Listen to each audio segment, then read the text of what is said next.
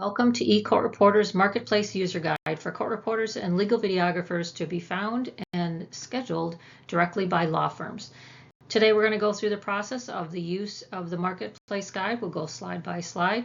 So let's get started with, once you've received an email approving your service provider listing, we'll get a message that says welcome, and now you may begin using the application by signing in.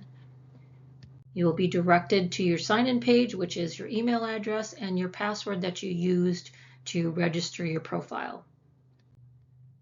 You then will be sent to your dashboard. The dashboard is where you will see marketplace jobs, current appointments, and all information that can be updated and listed here. So we'll go through these one by one. One of the things you want to do is update your locations that you serve.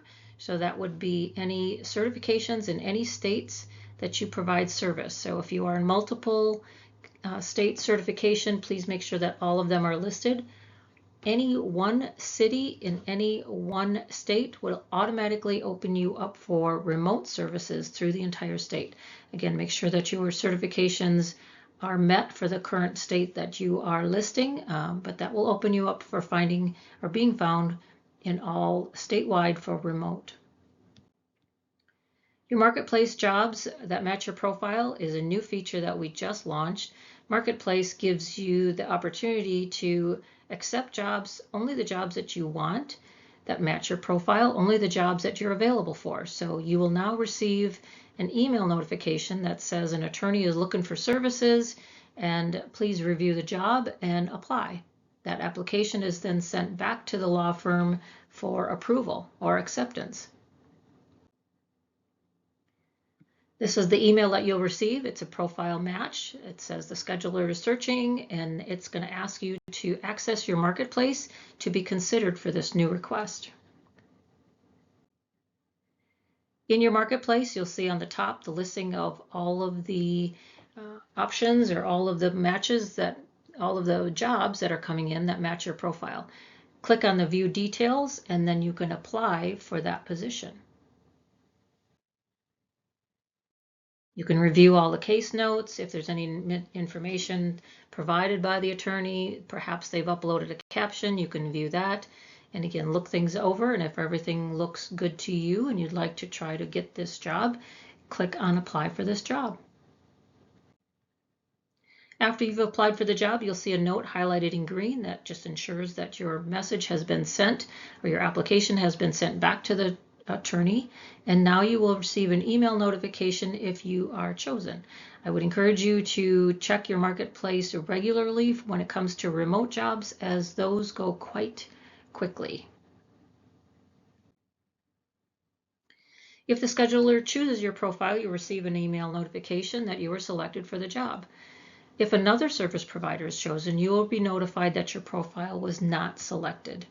But if you were selected, you can now click on the appointment page to view the job. It takes you back to your dashboard with the job itself. You can click on My Appointments on your dashboard. That'll take you to the job that was just applied for. Click on the eye icon over to the right. That'll give you the job details. All of your booked assignments are listed under the Appointments tab for whether you are current, the one that you just accepted, and or any other jobs that are still on your listing that either are in submission status, applied for status, accepted status. You'll see that also under the listing as to what status each job is at. You can go to your calendar, and what we used to make service providers do is upload a calendar availability. That no longer is necessary. You'll be happy to hear that. But your calendar is still active in the sense that you can view all your job information. So if you click on your calendar, you'll see a highlighted area where the booking is, and you can click on that, and that'll take you to, if it's an in-person job, you can actually view this job on the map of where it is. And again, additional information on that job itself. So it's a tool that you can use to keep track of your jobs. Again, review those highlighted areas on your dashboard for updates and all information as necessary. When you see something in yellow, that just means drawing your attention to, you haven't uploaded your information in a while or updated your information in a while, so it's just asking you to keep current.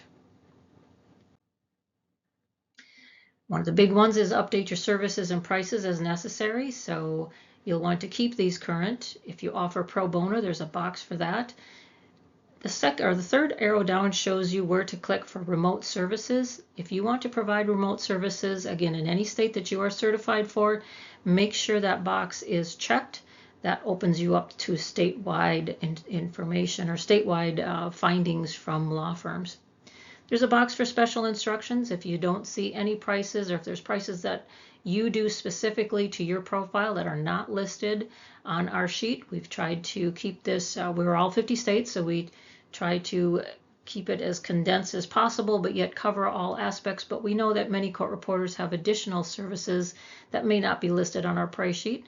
Please add that in the special instructions. That information is seen by the scheduler, by the law office. So we would encourage you not to put in there that you are negotiating your prices. We heavily talk to the law firms when we get them on board that the prices that they see when they book your profile is the prices that are agreed upon at the time of booking. So we don't do negotiating of prices. They expect to pay exactly what's on your profile. So keep those prices current, and any special instructions can be something that is specific to you that you do not see on our price sheet. And don't forget to click Save Changes. That will, if you change anything, add a price, add a box, click Save Changes to make sure it holds. All communication regarding your assignment, we ask that you put in the Add Note section. This is very important for complete messaging back and forth. We would like to be very transparent. We like everything up front. That keeps away from phone calls in between that we are not privy to, that we have no idea. For example, if a law firm says, can you expedite this now? And then when you turn in the job and we go to charge for expedite services and the law firm tells us, no, I didn't ask for that. If it's a phone call, we have no verification. But if we do everything in the Add Note section, that keeps everything very transparent on both sides, the law firm and the court reporter and videographer. So if you put a note in here, the law firm is immediately notified, and vice versa. If the law firm puts a note at this Add Note section, again, you are immediately notified that there's an update or a message pending in your dashboard in that job. You can add eCourt Reporter's Progressive Web App to your smartphone. The instructions are on this slide, on slide 17.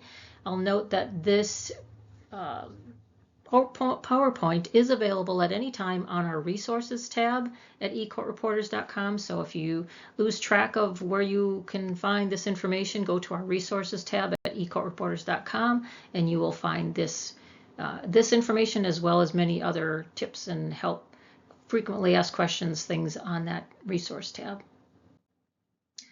Best practices, there's a few things here that we just like to highlight. Respond promptly to your email notifications. Again, remote services or remote requests go very fast.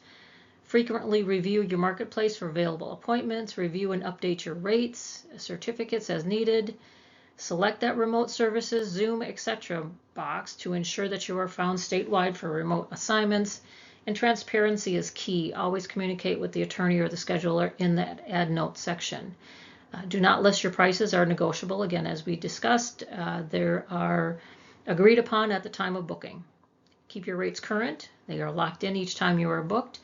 And again, add no reply at ecourtreporters.com to ensure that you're getting all job notifications and all updates to your assignments. So thank you very much for going through the guide with me. If you have questions, please reach out at any time to office@ecourtreporters.com. Our phone number, 262-210-3915. Again, ecourtreporters.com, and we look forward to working with you as we go forward. Thank you.